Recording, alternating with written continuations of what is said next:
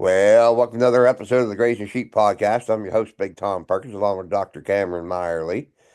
Today, Cam, you're out in Indiana. Yeah, visiting some family for the holiday season. We're recording today, smack dab in the middle of Christmas and New Year's. And originally, my dad's folks and family are from northeast Indiana, and so actually sitting at the Shipshawana sale barn here, watching some sheep sell. Of course, they didn't have their normal auction on Wednesday because it was Christmas Day, and pushed it back to Friday. So ran over here and got some taste of sheep away from home. So that was kind of fun. And if it wasn't 4 hours away, let me tell you, it'd be worth the drive because prices are high today for sheep that I would say are pretty run of the mill for my for my expectations, but good market lambs and selling for a premium today. Good. So that's always fun to see. Good. Yeah, if I took them there, it'd be just a terrible week. That's the way it works out. They'd be, they'd Yeah, be, that's they'd be usually saying when Tom. they never saw sheep prices so low in that week. Yeah, historic 10-year low. And when Tom shows up, or That's what it would be. uh, you end up hauling sheep the one day that 5,000 other sheep show up just Yep. out of the blue. That's the type of marketing, public auction marketing luck Tom Perkins has. Yep. That's what happens every single time. So, speaking of sheep prices, there was a discussion recently about the value of NSIP sheep versus just commercial sheep. Yeah, there was that was on Facebook, I believe, and thought we'd talk about that a little bit because both you and I have quite a few opinions on that, and certainly saw some opinions on that social media platform, and if nothing else, good entertainment. But the question was posed: does anybody do NSIP, and does there have value, or does it have value? And the individual asking the question, and I don't have the name in front of me, but was asking more from a parasite resistance standpoint because one of the sheep they bought, they got it home and found that it had diarrhea and some other issues, and so I thought we'd dive a little bit into some of the confrontational comments and questions, and again, kind of posing some of those to Tom, because again, we've talked about those previously and probably continue to talk about those in the future. But for those that don't know, NSIP, National Sheep Improvement Program, if you're not familiar with it, there's a website, and would challenge you to hop on there and take a look at it, and really looking at EBVs or estimated breeding values, much like in cattle we have EPDs, to take a look at some genetic evaluation selection and using it as a tool that I feel, and I know Tom feels this way, to select and produce a better product, to produce a better piece of breeding stock, genetics for other producers to use. And so I guess we'll start, Tom, with what's the value been to you to be a part of NSIP, both as a consumer and then also as a NSIP breeder. Man, after getting into it, I can't imagine breeding sheep without it. It's we know we wanted to improve on parasite resistance, and we had no idea where we were before we got in NSIP. The We didn't have a major issue with parasites, but I was pretty convinced that it really had more to do with the way I grazed than it did what parasite resistance was there.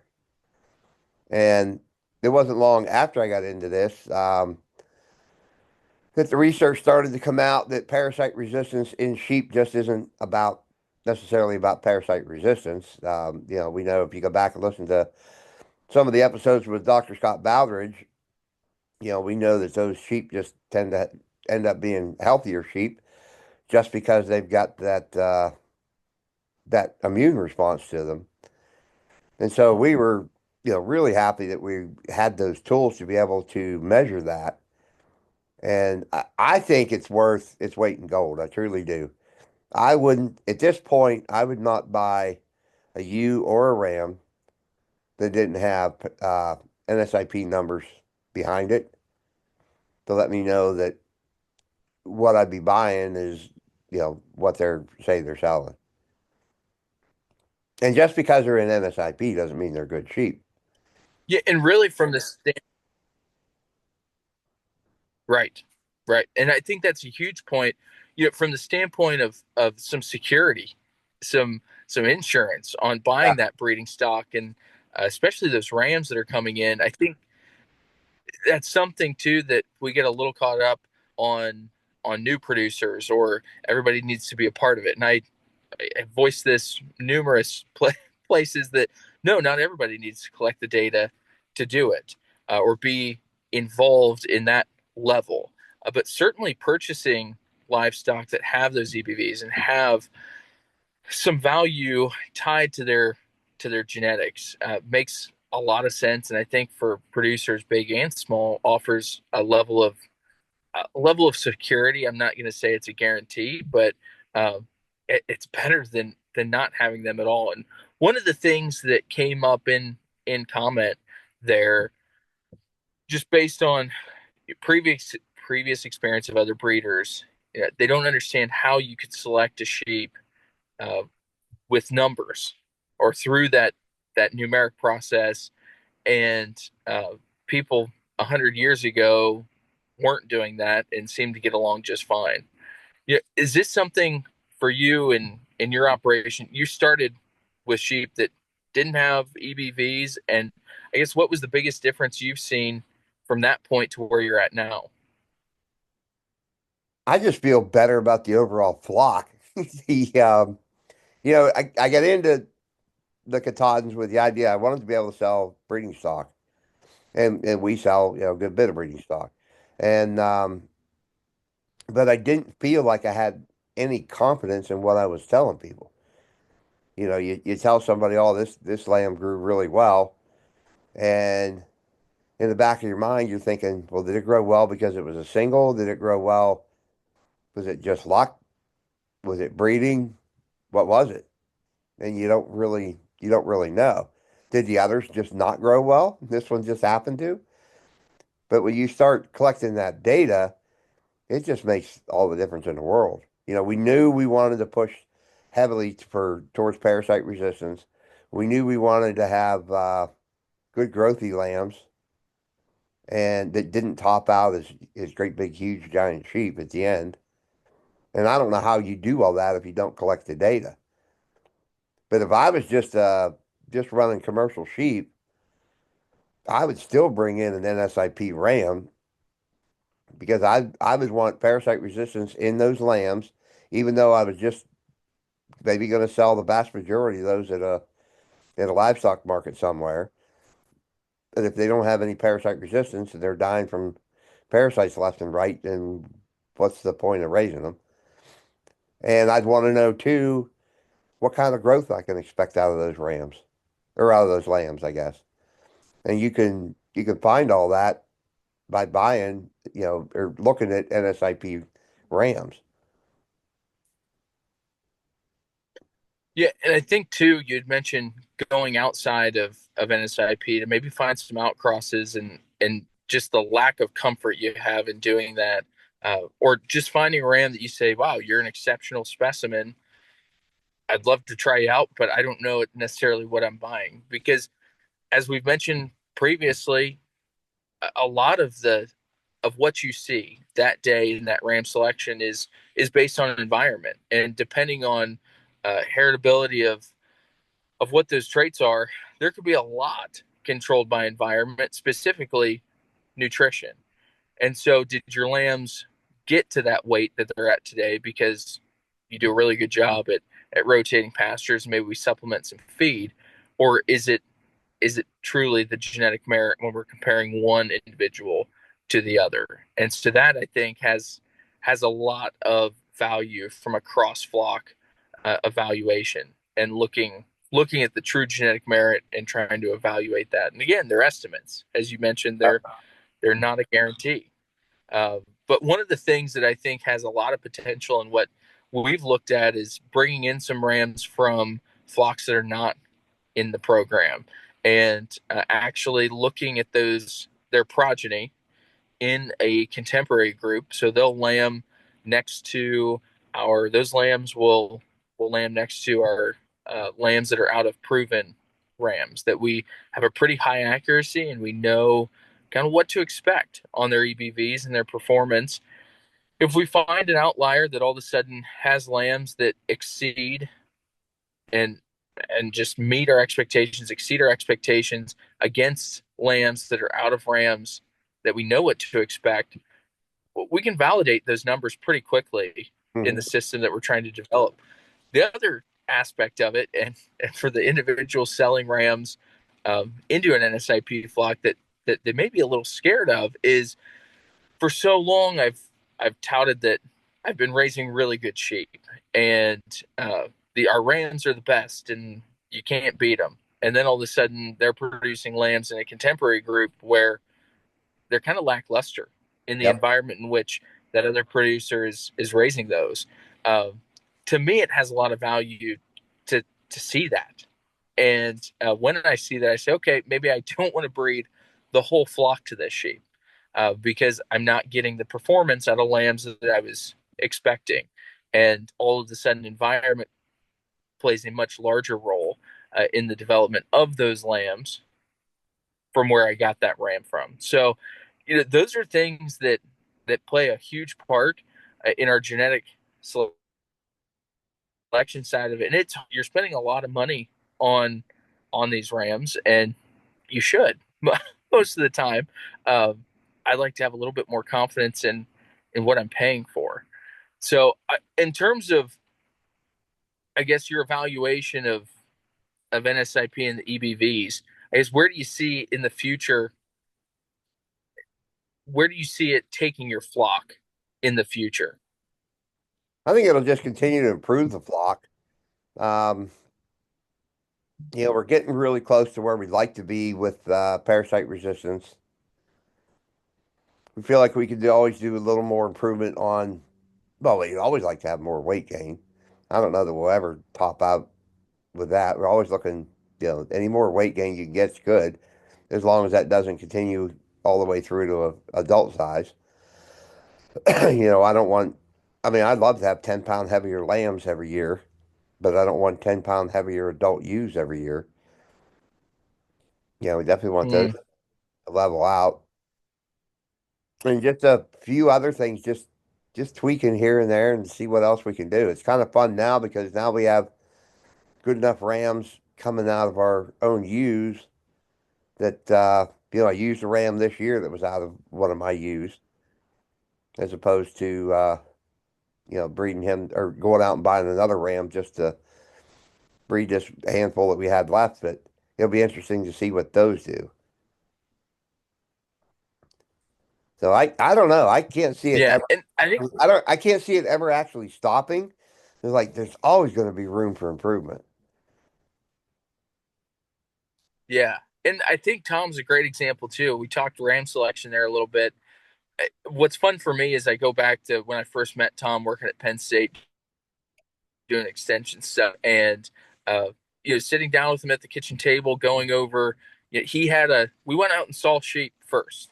We looked at sheep, evaluated sheep visually first, and big fan of that. I think that still needs to be tied to the other selection aspects Oh of yeah. the numbers and getting confused with all the terminology.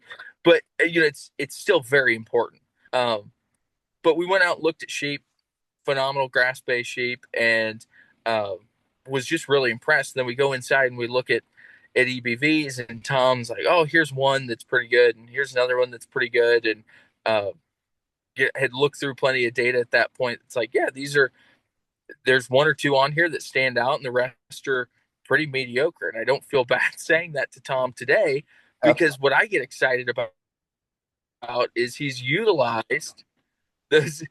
I'm getting to the good part, so don't don't worry. The he's utilized those EBVs not only on the sire side, but on the maternal side as well.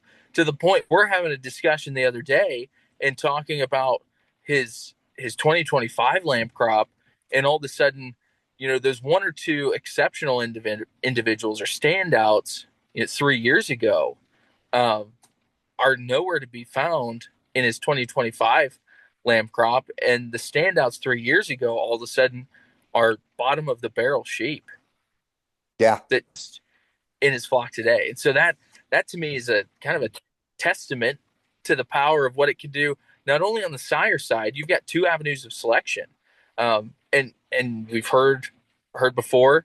Tom's got 20 ewes he's trying to move. Well, they're good sheep.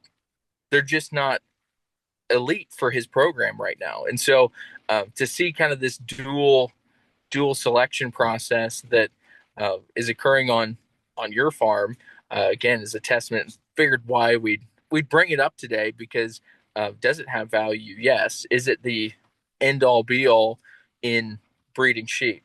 No, it's not. There's a lot of other things that go to it, and it does not make up for poor management. But certainly a tool to add into selection on the lamb side, on the ram side, on the ewe side, that adds some confidence there. Yeah, and I'm getting a whole lot more picky on phenotype now. I think too, it's kind of changed what I think is maybe the perfect sheep for me as far as phenotype goes, kind of a thing. And I don't know, maybe I just didn't know enough to know what a good looking sheep was, but so so we definitely have sheep with, decent numbers, and now I'm looking harder, like I said, looking harder at the phenotype, and I'm like, okay, if I get that phenotype and the numbers that I want, then I'm gonna be super happy. Yeah, and I guess too, if you wouldn't mind sharing a little bit on, have you been buying rams that are coming out of the exact same climate and region that you're in, or exact same management style that you're in? No, no, they've kind of been all over the place. It really has. They've all been good looking rams. None of them were, well, I'd say, lousy looking rams, because I'm smart enough to know that, if you've got something with a sway back and knock knees, that's probably what your lamb's going to look like too. So you want a good looking ram to start with. But no, I've had several rams out of Ohio, ram out of Georgia.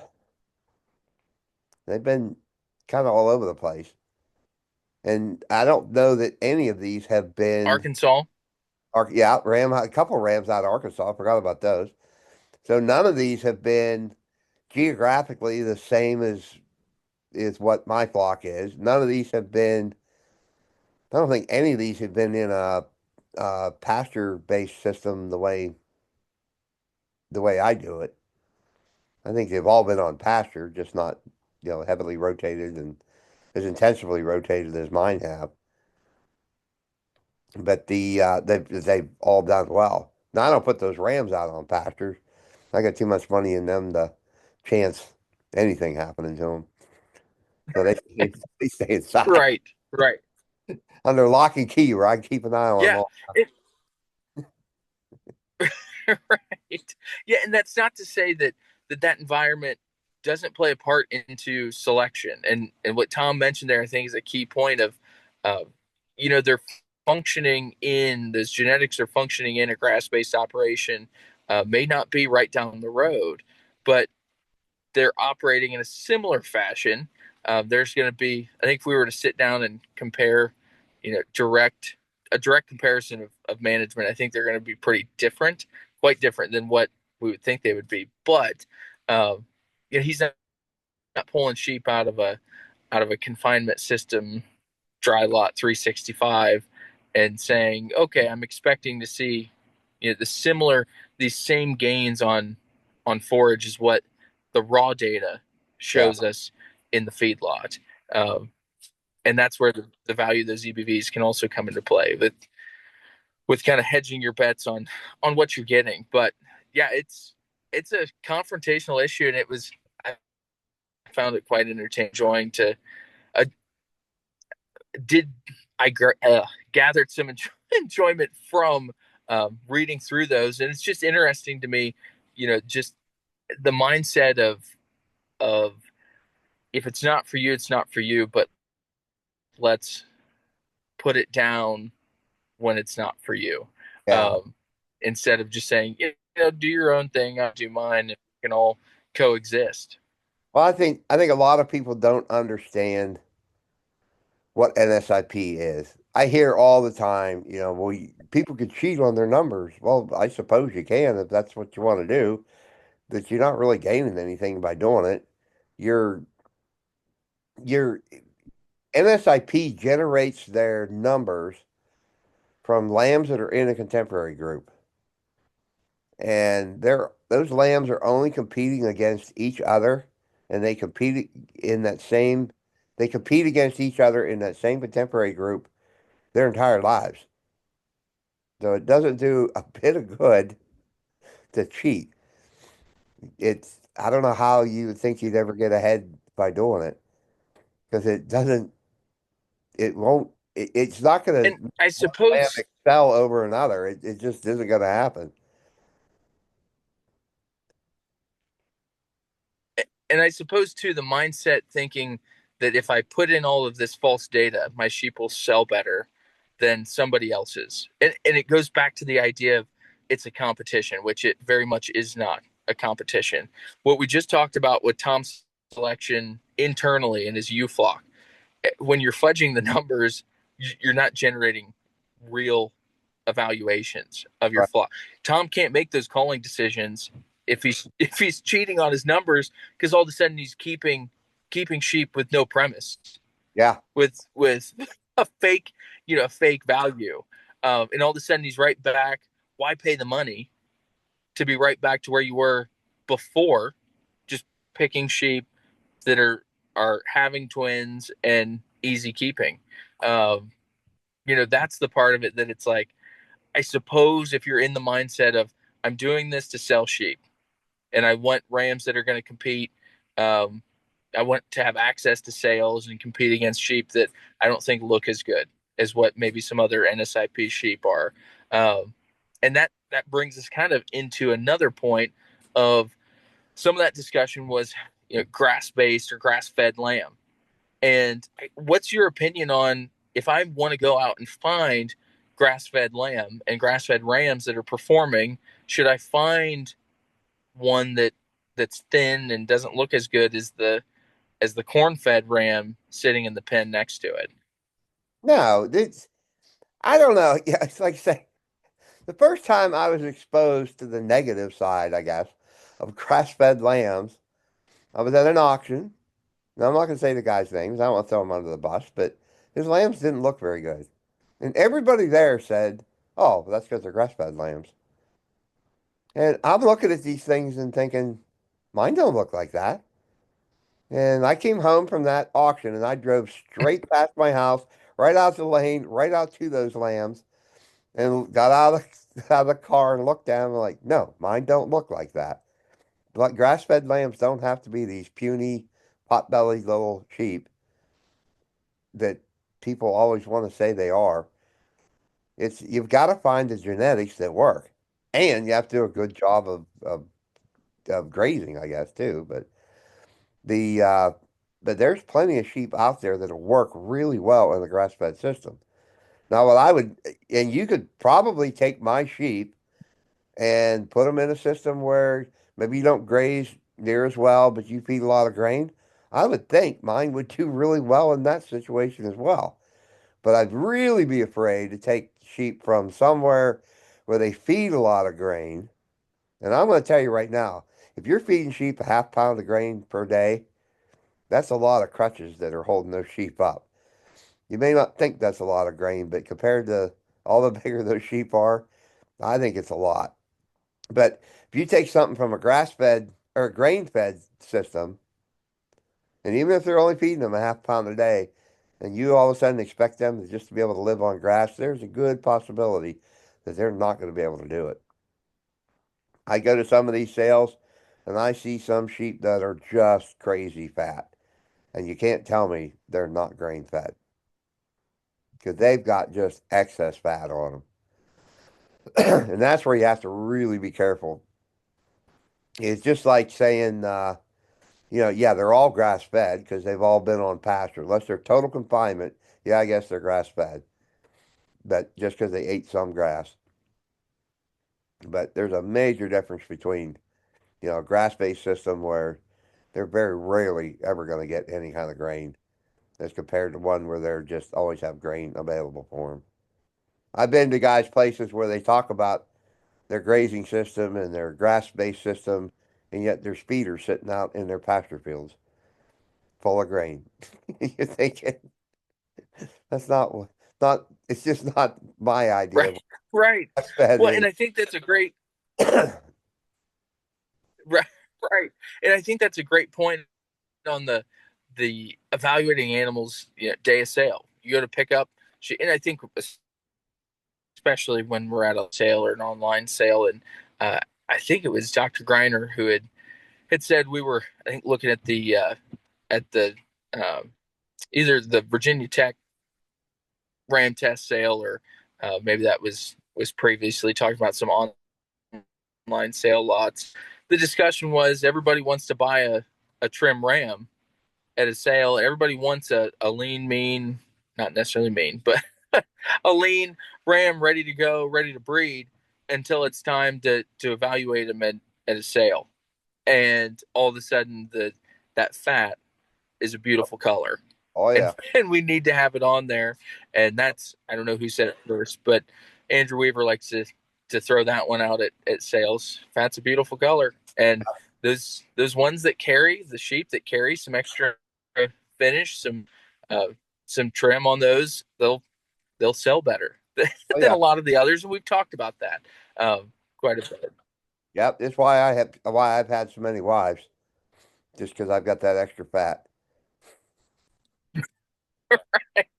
Hot commodity for sure. Uh, Yep, that's what I'm shooting for.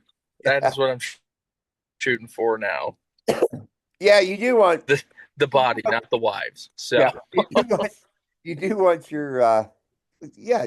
It makes sense. I mean, you don't want to buy some skinny, scrawny thing, kind of thing. But I've been amazed the last 2 years at how fat my ewes are when I bring them in to lay them, and they're not getting any grain.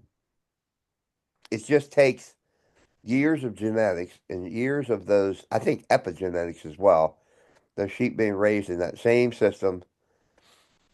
I think those lambs pick a lot of this up while they're inside their mamas, in utero, I guess that's called.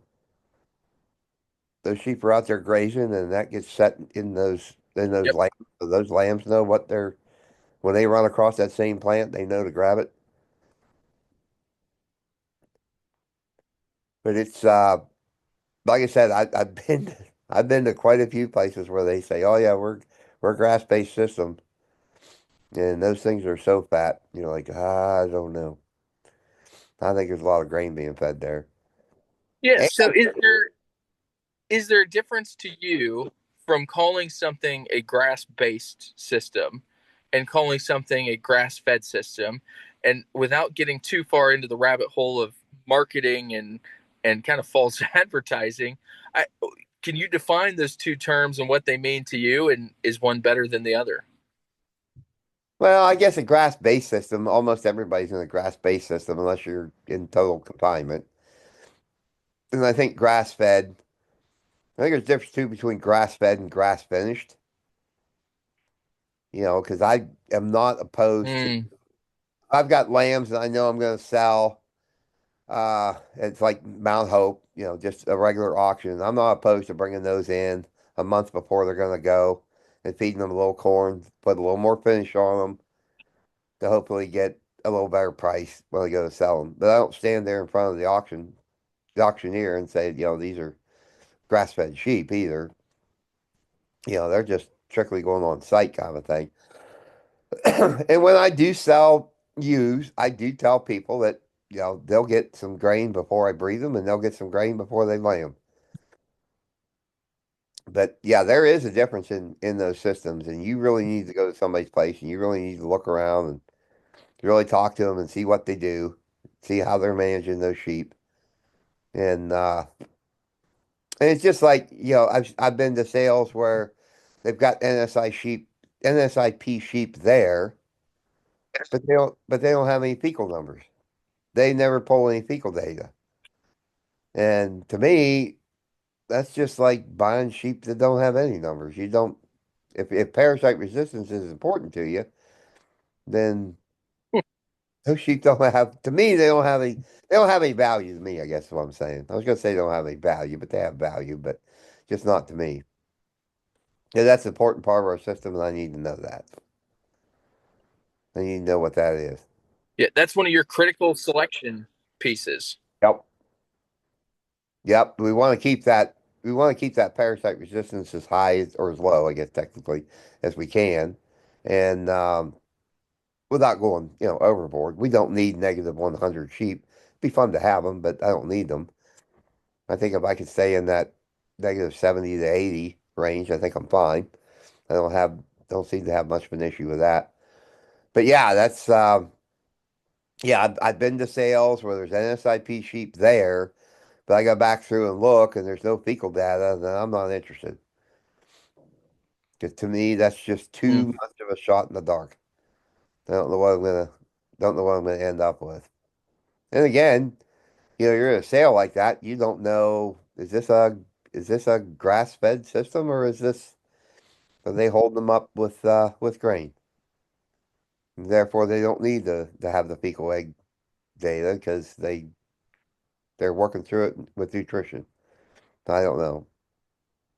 But that's a pet peeve of mine, so and I know there's You lots watch, you watch out for it. yep, there's lots of people in NSIP that don't bother collecting that. They don't feel in their system that it's something they need to be concerned with. And that's fine. If that's how it works in your system, that's great. In mine, I would be worried all the time. Right.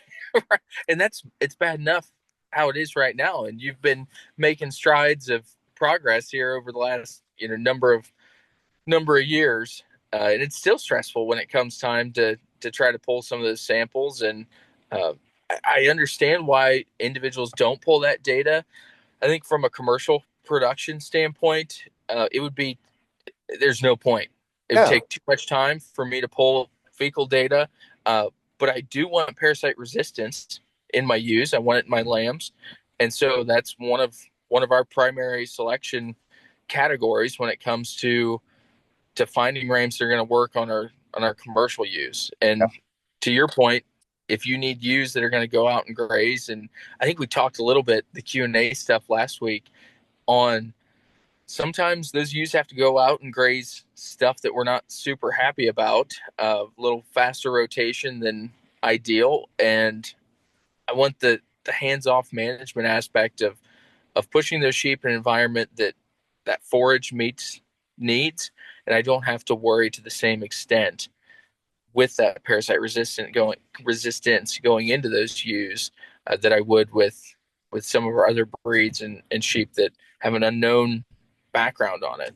yeah, Uh, you know, to your point on bringing ewes in off of what most of the time is stockpile grass in your system, stockpiled forage yep, into the barn to lamb, and they're fat and they're chubby and they're they're ready to go.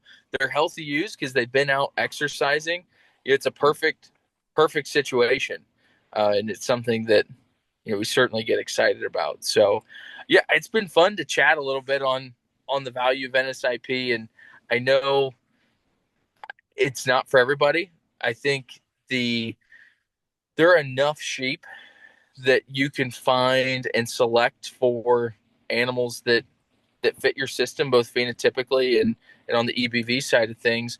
One of the comments that was made in that was about EPDs and cattle and how uh, what we've seen in cattle, they've pushed cattle to be bigger and hang more pounds on the rail, and yeah, ultimately, is it a good thing for uh, the cattle producer, the one that has and owns the female cow, the cow herd?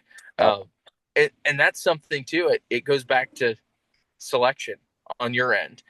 Yeah, EPDs are are out there doesn't mean you have to maximize every trait.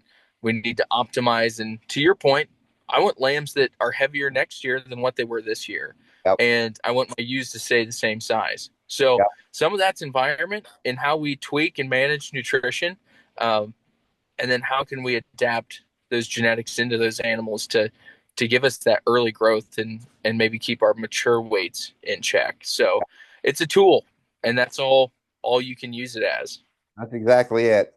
Well, Cam, it's been good catching up with you. It's been a fun discussion. And so we thank you for listening to the Grazing Sheep podcast. If you've got any questions or comments, you can reach out to me at bigtomperkins@gmail.com. And I will tell you this, if you have asked a question and I didn't answer you, send that question again. 'Cause I feel like there was a lot more in my box. And when I went back to answer them this past week, I'm like, there's not as many in there as I thought. So Right. so I may have inadvertently deleted a few of those. But so if you didn't get an answer, you didn't hear it on the podcast, reach out again. Don't feel like I'm just ignoring you. I'm actually not. I'm just not very good at this. I'll give it some time. Right. So there's a Facebook page and a YouTube channel. You can check those out too. So, all right, Cam, well, you have a safe trip home when you decide to come home from Indiana, and we'll talk to you later. We will do that. Talk to you soon, Tom. All right. Bye.